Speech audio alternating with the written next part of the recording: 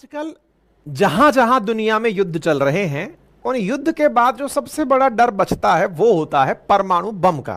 क्योंकि दुनिया ने सबसे बड़ी अगर विभीषिका अगर किसी वॉर में देखी है तो सेकेंड वर्ल्ड वॉर के बाद अमेरिका द्वारा जापान पर हिरोशिमा और नागासाकी पर गिराए गए बॉम्ब्स की वजह से थी, जो न्यूक्लियर बॉम्ब थे। लिटिल बॉय फैटमैन नाम के जो बॉय थे, उन्होंने यानी वो जो बॉम्ब थे उनकी वजह से मारे गए लोगों की संख्या, उनकी वजह से हुई जो त्रासदी है, ये बहुत से लोगों को जब भी युद्ध की चर्चा होती है चिंता में डाल देती है।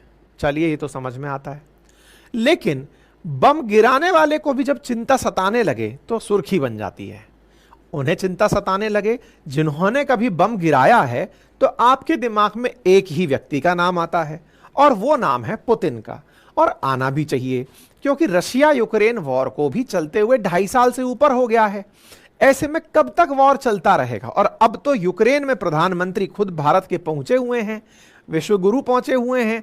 हो सकता है कि दोनों के बीच में जाकर समझौता करा दें।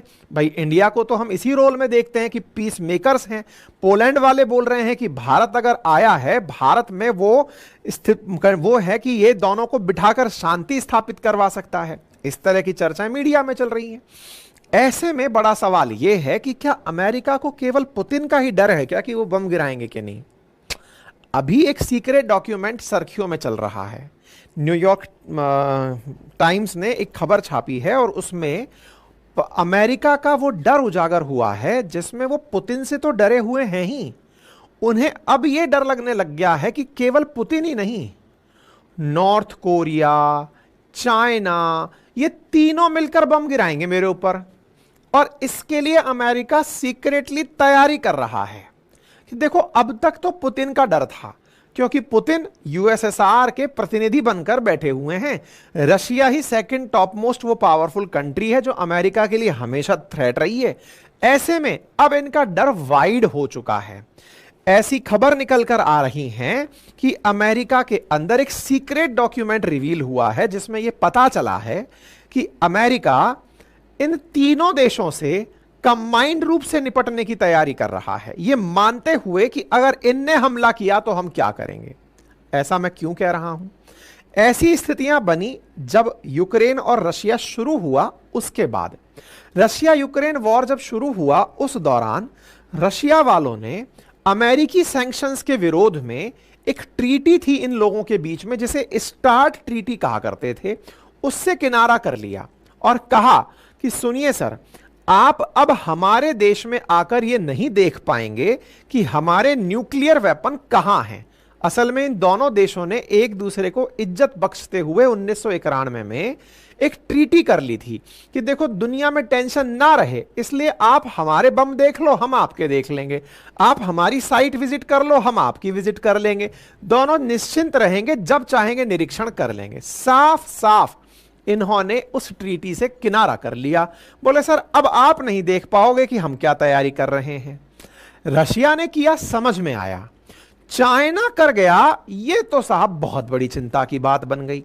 इंटरेस्टिंग क्या है कि चाइना और रशिया वालों ने हाल ही में अमेरिका के अलास्का राज्य के जस्ट सामने बैठ करके पहली बार बम गिराने की प्रैक्टिस की है।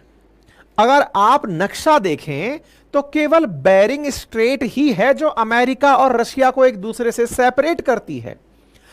चाइना और रशिया वालों ने पहली बार मिलकर इस किनारे पर बैठकर कि अमेरिका पर कैसे बम गिराएंगे, इसका एयर अभ्यास किया है। इसी जुलाई में बाकायदा कॉम्बैट ओरिएंटेशन हुआ है कि कैसे हम बम गिराएंगे। बॉम्बर्स उड़ाए गए कि कल को अगर बम गिराना पड़े तो कैसे बम गिराएंगे, इसकी प्रैक्टिस हुई है पहली बार इसी साल।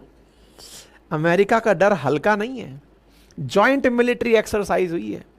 नॉर्थ कोरिया के लीडर अपने देश में बैठकर बकायदा सिमुलेशन चलाकर, कि जैसे वीडियो गेम खेलते हैं ना आप, रियल कार की जगह वीडियो गेम, ये कि अगर बम यहां गिरा तो क्या क्या होगा, कैसे गिरेगा, उसकी प्रैक्टिस कर रहे हैं। यानी बम की प्रैक्टिस प्रॉपर चल रही है। और इनकी प्रैक्टिस को देखने तो खुद पुतिन पहुंचे थे, जग जाहिर है। लेकर गाड़ी में घूमे थे, जग जाहिर है। और एक चिंता अमेरिका की इन दिनों बड़ी वो ये है कि दुनिया में इस समय न्यूक्लियर हथियारों के निर्माण पर खर्चा 13% से अधिक बढ़ चुका है। अमेरिका खुद इस पर स्पेंडिंग बढ़ा रहा है, लेकिन सेकंड हाईएस्ट स्पेंडर चाइना बनकर निकला है।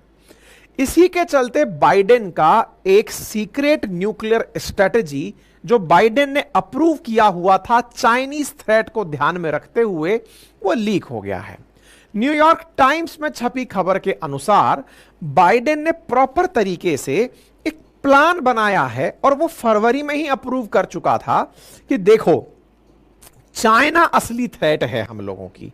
इस पर चाइना वाले हालांकि भड़क गए। चाइना वालों ने उल्टा अमेरिका से कहा कि सुनो, आप लोग हमारे को आधार बनाकर खुद अपने न्यूक्लियर वेपन ज्यादा बनाने का कारण मत खोजो। हमें आप आधार बनाकर कि चाइना बना रहा है, हमें रेफरेंस दिखाकर खुद न्यूक्लियर वेपन्स की दौड़ में आगे बढ़ना चाहते हो, यह आपका केवल वॉल्फ क्राई है, आप इसको करते रहिए। हमारी धमकी को आप अगर मानकर यह काम कर रहे हैं तो यह आपका डर है। डर असल में हम तीनों से मिलकर होना चाहिए, और वो तीन कौन है?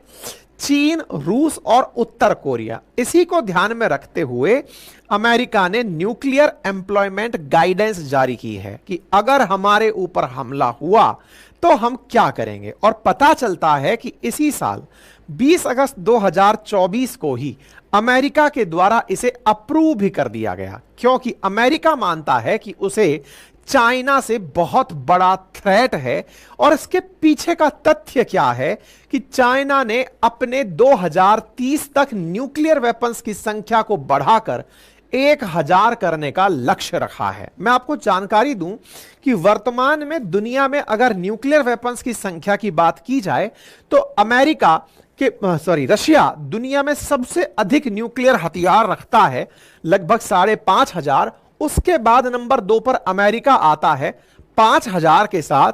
उसके बाद नंबर तीसरे पर चाइना आता है 500 के साथ, और जो अपनी संख्या को 2030 तक बढ़ाकर 1000 करने वाला है। इन नंबर्स को अगर ध्यान से देखें तो इनमें 500 के बाद में फिर फ्रांस, फिर यूके, उसके बाद भारत, फिर पाकिस्तान, फिर इजराइल और नॉर्थ कोरिया का नंबर आता है जिनके पास न्यूक्लियर वेपन है। अमेरिका की बात अगर माने तो अमेरिका को चीन से खौफ होने का सबसे बड़ा कारण यह है कि चीन अपने न्यूक्लियर वेपन्स को बहुत तेजी से बढ़ा रहा है। 2030 तक वो अपने हथियारों में न्यूक्लियर वेपन्स की संख्या को बढ़ाकर 1000 कर लेगा, ऐसी रिपोर्ट्स मार्केट में तैर रही हैं। वर्तमान में भी चाइना के पास भारत से लगभग 3 गुना ज्यादा न्यूक्लियर बम हैं, और यही उसकी सबसे बड़ी चिंता है कि अगर बीजिंग कल को इस तरह के न्यूक्लियर वेपन बढ़ाता ले गया तो आने वाले समय में वो क्या करेगा। जहां तक बात दुनिया में नॉन प्रोलिफरेशन एग्रीमेंट की है, ट्रीटी की है, तो चाइना न्यूक्लियर अप्रसार संधि पर हस्ताक्षर करता है। टेक्निकली उसे न्यूक्लियर वेपन नहीं बढ़ाने चाहिए, लेकिन फिर भी वो संधि तोड़ करके अगर वेपन बढ़ा रहा है तो वो अमेरिका की बड़ी चिंता बनता है। अब इस चिंता के पीछे कोई आधार है क्या? बिल्कुल है। आधार क्या है?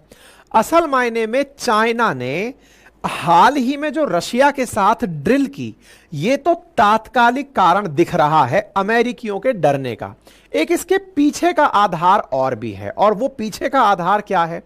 जब अमेरिका ने ताइवान के साथ हाथ मिलाना शुरू किया, तब अमेरिका के ताइवान के साथ हाथ मिलाने पर चाइना वालों ने इस साल अपनी तरफ से अनाउंस कर दिया कि अब वो अमेरिका को अपने न्यूक्लियर वेपन्स की जानकारी नहीं देगा। मतलब यूं समझिए कि आज से पहले तक क्या होता था, यानी कि जुलाई 2024 से पहले तक क्या होता था, रशिया जैसे स्टार्ट ट्रीटी के माध्यम से अमेरिका को इनपुट देता था कि सर मेरे न्यूक्लियर वेपन यहां रखे हैं, आप चाहो जब देख जाना। चाइना वाले भी अपनी जानकारी अमेरिका के साथ साझा करते थे, लेकिन इस साल चाइना वालों ने भी अमेरिका से किनारा कर लिया कि सर जानकारी नहीं देंगे आपको। और दूसरी तरफ बम कैसे डाले जाएं इसकी प्रैक्टिस करने के लिए रशिया के साथ पहली बार चला गया। इनसे तो देखो अमेरिका का डरना लाजमी है। हालांकि चाइना अमेरिका को अमेरिका की ही भाषा में उल्टा चोर कोतवाल को डांटे स्टाइल में धमका रहा है और कह रहा है कि देखो, तुमने ताइवान को वेपन दिए, तुम हमें आधार बनाकर हमसे 10 गुना ज्यादा वेपन रखते हो, फिर भी हमको अपने लिए सबसे बड़ी थ्रेट बताते हो।